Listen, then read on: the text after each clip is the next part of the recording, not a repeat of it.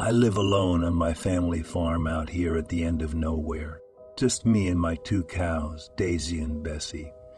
Or rather, that was how things used to be until last year, when my little sister Emily moved back home after graduating from college.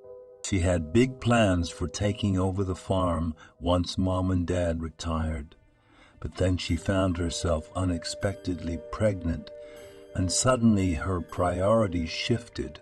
Soon enough, she gave birth to our baby nephew, Timmy, and decided that she wanted to raise him close to where we grew up, instead of moving away like she initially planned. And so here we were, a trio living together on the same land, where our parents raised us decades ago. As much as I missed having the house all to myself again, though, it wasn't like I could deny them a roof over their heads, especially since poor Oldham would often complain about Timmy keeping her awake at night crying. It didn't hurt either that it meant someone else around to share chores with. Oh, plus there's always joy in seeing your siblings suffer through sleepless early parenthood. Amira Tarami right? Hey. Just kidding, sis, love you. Sorta. Anyways, as you know, life has a funny way of changing things up on folks without warning sometimes. Line gone swinging round blind corners. One such surprise slammed headfirst into our cozy farm existence during this past harvest season, late last autumn. In fact, it even managed to smash apart every single thing any human could ever hope for within the span of only one lousy calendar month. You see, dear reader friend, that fateful 30 days corresponded with what eventually became known throughout town simply as the Lunar Murders. Yup, indeed. 4 consecutive weeks straight packed solid with literal slaughter and carnage underneath each successive new or crescent moon phase.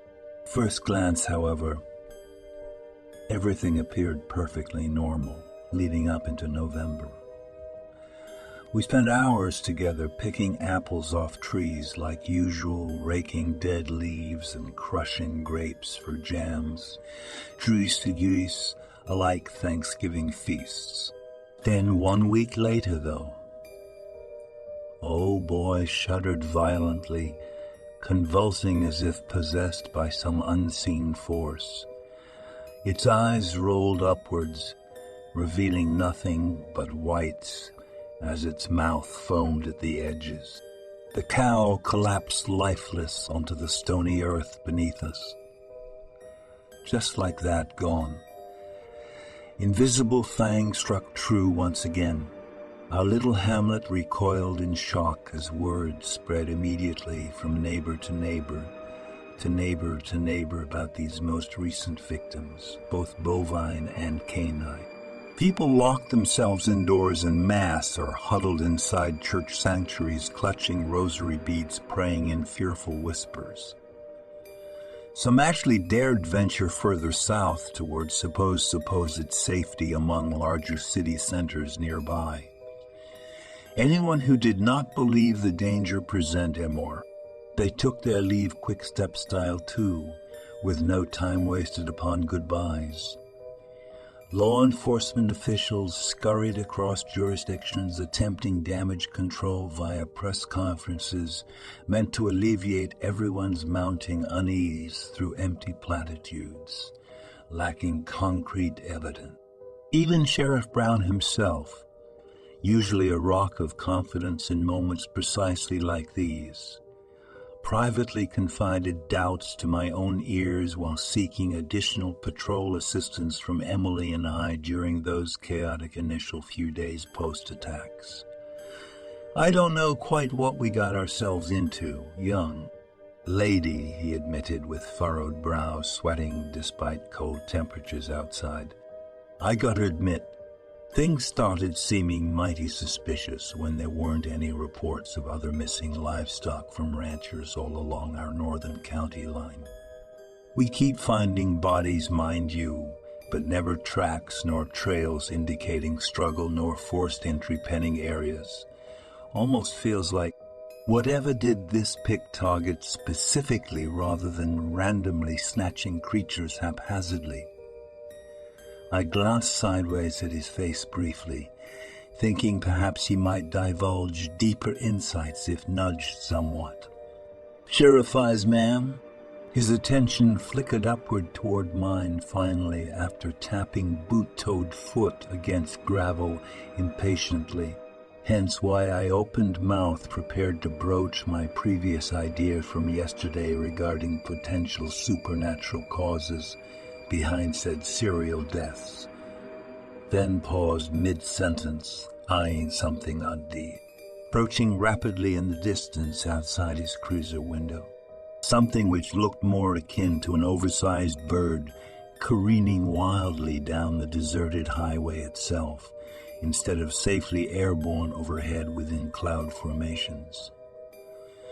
My heart leapt into throat while instinctively twisting torso leftward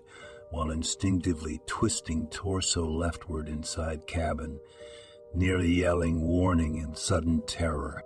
Unfortunately, nobody heard me anyway due to the idiotically loud country music seed blasting forth via auxiliary cable hooked up to the Ford Expedition's audio system.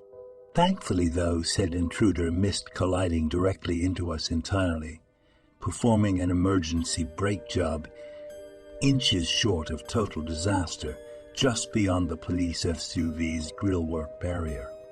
It ended up being just some confused buzzard pecking at a flattened possum corpse, also brandishing telltale puncture wounds.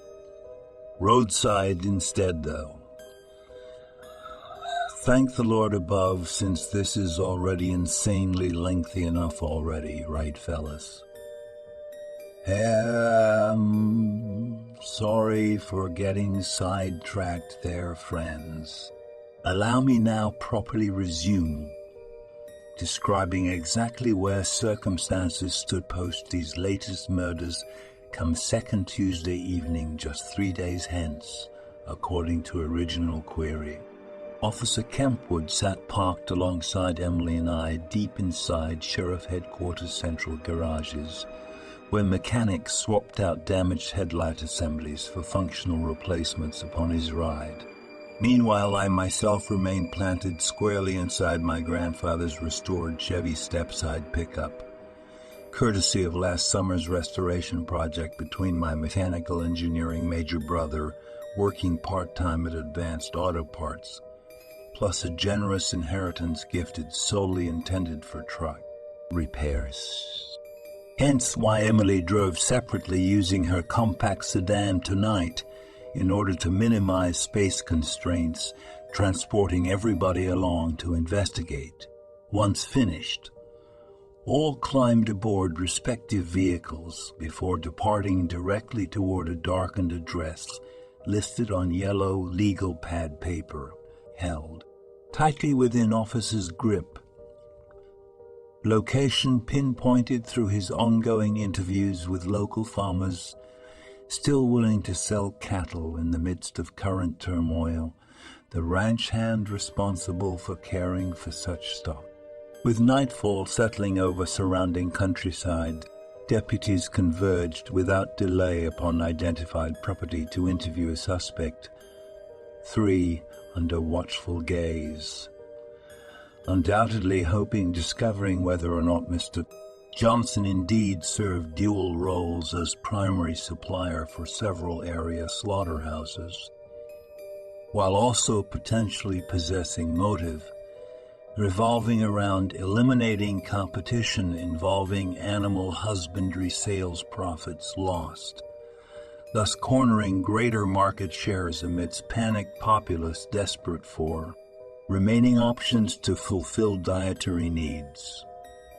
Barely 90 minutes tick past overall travel time to site located roughly 6 miles westward, along rural Route 96 westward along rural Route 96E, leading northwest out of township proper. The squad cars descended single file, one after another through tree-lined roads, flanking fields either fallow now or harvested recently, destination growing ever closer with each passing moment in near pitch blackness save dim vehicle light bars, illuminated only. A sense of eerie calm prevailed. Atmosphere following arrival, however, unlike what transpired previously during visits made earlier today elsewhere. Nobody appeared waiting in shadows, obviously ready to discuss issues publicly under scrutiny. Instead, porch lights stayed extinguished, leaving darkness shrouding visible sections, normally illuminated on warm summer evenings, with shutters drawn tightly closed at every accessible opening, spanning two-story structure otherwise exposed to starlight. The doorbell rang twice with metallic ding. Dong, triggering dogs to erupt into frantic barking before Deputy Kempwood could raise knuckle a third time preparatory for pounding hard surface itself. Roughly 7 seconds elapsed afterwards, until muffled voice shouted for them to hold fire before anything else happened, with warning issued softly but firmly. Moments dragged longer before a slender wooden door creaked slightly, revealing slim sliver allowing viewing egress, preventing entry by strangers deemed unwelcomed by its owner. 2 officers stepped forward instantly while flashing badges, together simultaneously, prompting further retreat away from entrance until their forms were barely visible anymore. One figure introduced himself first, followed by partner offering greeting courteously. "Hello there, may we speak with you about recent events impacting local business interests?"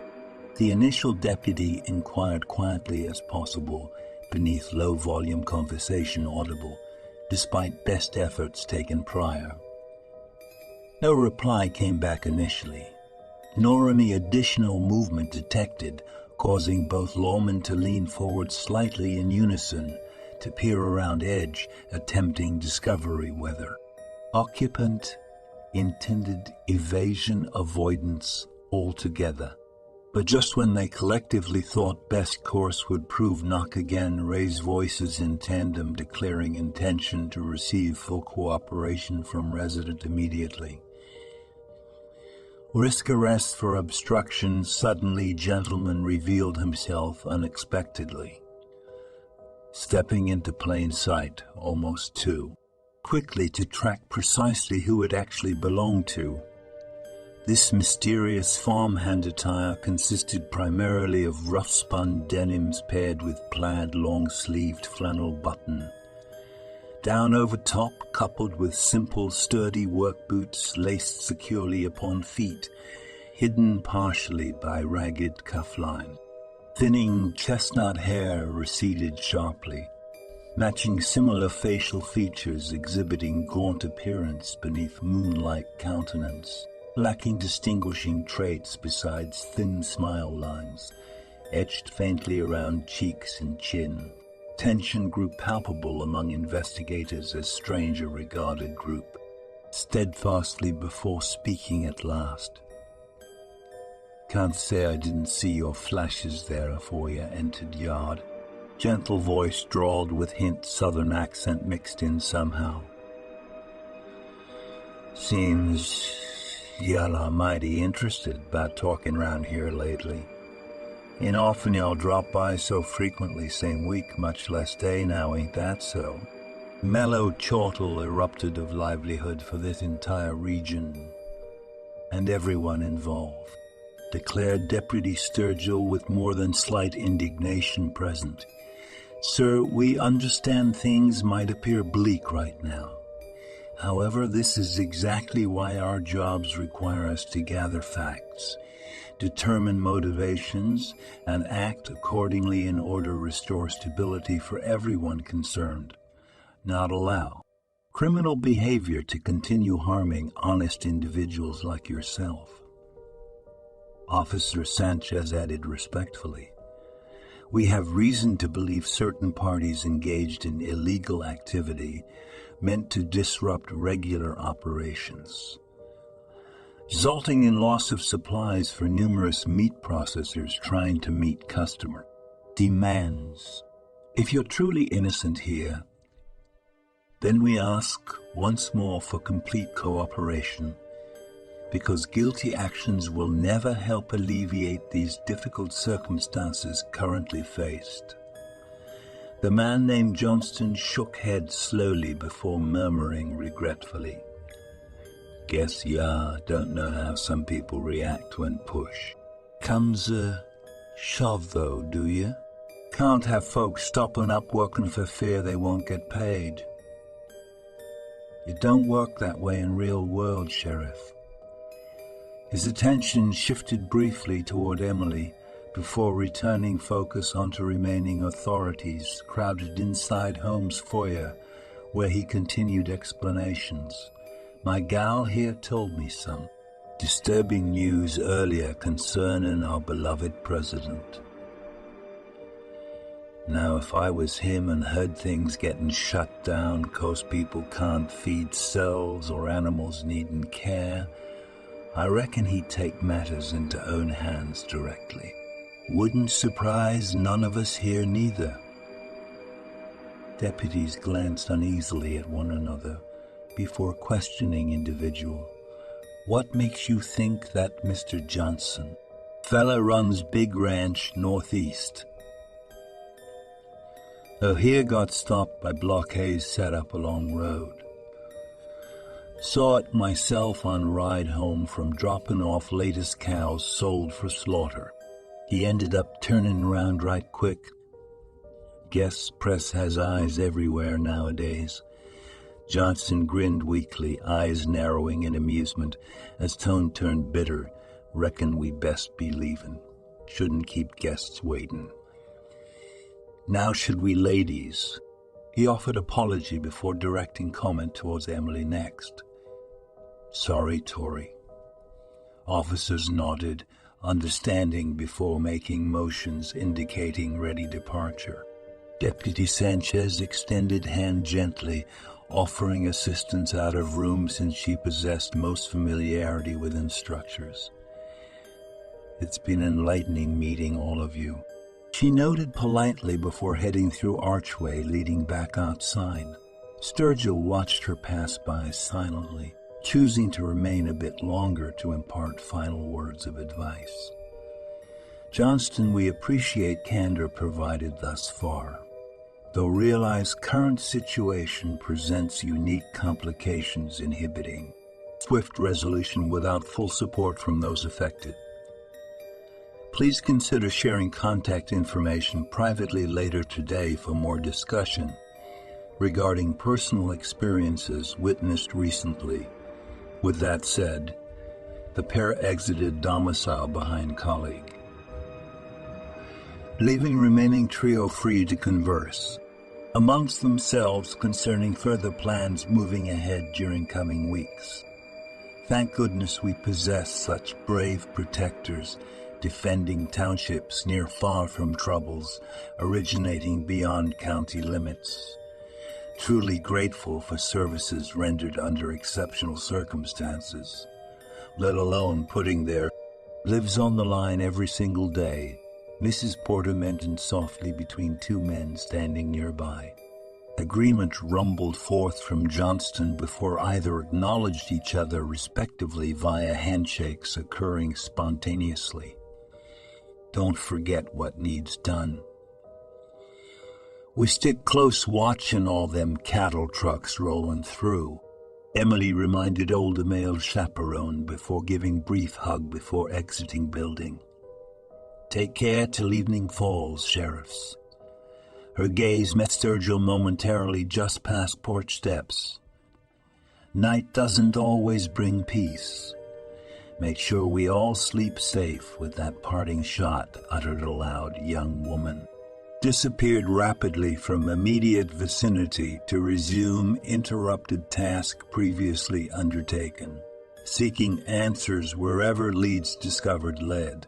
Thus concluded fifth chapter of epic narrative journey. Now readers shall encounter interlude, permitting opportunity catch breath prior to commencement. Sixth installment where heightened intensity looms overhead, darkening sky. For just $3 a month, you can have your name featured in my YouTube videos and descriptions. Not only will you be supporting my channel, but you'll also be immortalized in the credits of my content. If you're looking for something a bit more personalized, consider becoming a $25 a month patron. I'll voice your stories and bring them to life on my channel. Create a special drawing just for you, or even write a unique story tailored to your interests. So don't hesitate. Join my patron community today and help me keep the spooky stories coming. And remember, together we can save each other from the YouTube algorithm. Thank you for your support.